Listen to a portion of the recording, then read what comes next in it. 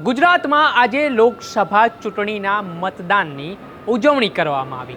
પહેલાં તો સવારે થોડુંક નીરસ મતદાન રહ્યું, ત્યારબાદ એકાએક જેમ સાંજ થતી ગઈ તેમ મતદાન પણ વધતું ગયું। તે વચ્ચે ગુજરાતનું એક એવું ગામ કે જ્યાં 100% મતદાન થયું છે। જી હા, ક્યાંનું આ ગામ છે તે વિશે વાત કરીશું આ વિડીયોમાં। વૈષ્ણવજન તો તેને કહીએ જે પીડ પરાઈ જાનાને રે।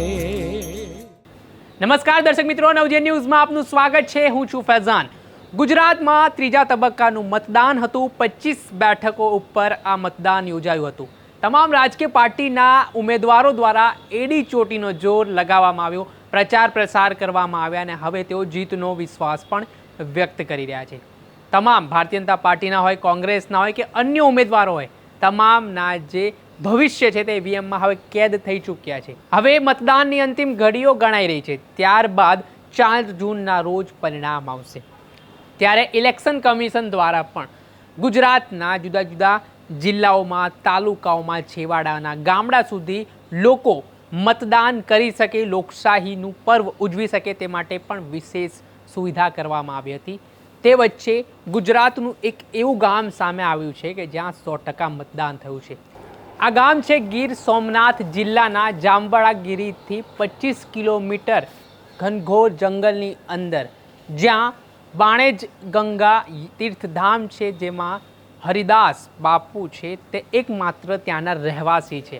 એટલે કે આ ગામમાં એક મતદાર હતા અને એક મતદાર માટે ઇલેક્શન કમિશન દ્વારા એક પોલિંગ બૂથ ઊભું કરવામાં આવ્યું ને ત્યારબાદ આ હરિદાસ બાપુને પોતાનો મતાધિકાર કરવાનો મોકો મળ્યો।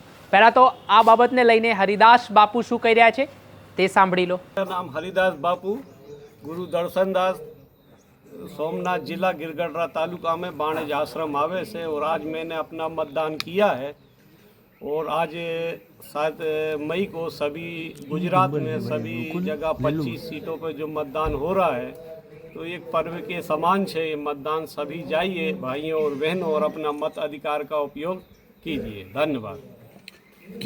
આ હતા બાણેજ ગંગા તીર્થધામના હરિદાસ બાપુ। તેમણે પણ આ લોકશાહીના અવસરમાં સહભાગી બન્યા છે, સાથે જ તેમણે આ બાબતને લઈને આજે તેમણે મતદાન કર્યું છે, સાથે ઉત્સાહ પણ વ્યક્ત કર્યો હતો।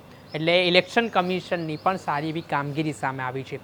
અલગ અલગ જેવી રીતે ઇલેક્શન કમિશને પોતાની પ્રેસ કોન્ફરન્સમાં પણ વાત જણાવી હતી કે તેઓ કચ્છના રણની વાત હોય કે પછી જમ્મુ કાશ્મીરની બર્ફીલી જે પહાડીઓની વાત હોય, તમામ જગ્યાએ ઇલેક્શન કમિશન છે તે લોકશાહીના પર્વમાં વધુમાં વધુ લોકો જોડાઈ શકે તે માટે પ્રયત્નો કરતી આવે છે। અને ત્યારે વધુ એક ઉત્તમ દાખલો છે તે ગીર સોમનાથ જિલ્લામાંથી સામે આવ્યો છે કે જ્યાં એક વ્યક્તિના મતદાન માટે ગીર સોમનાથ પોલિંગ બૂથ ઊભું કરવામાં આવ્યું।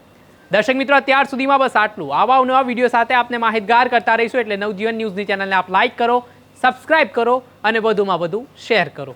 નમસ્કાર। વૈષ્ણવજન તો તેને કહીએ જે પીડ પરાઈ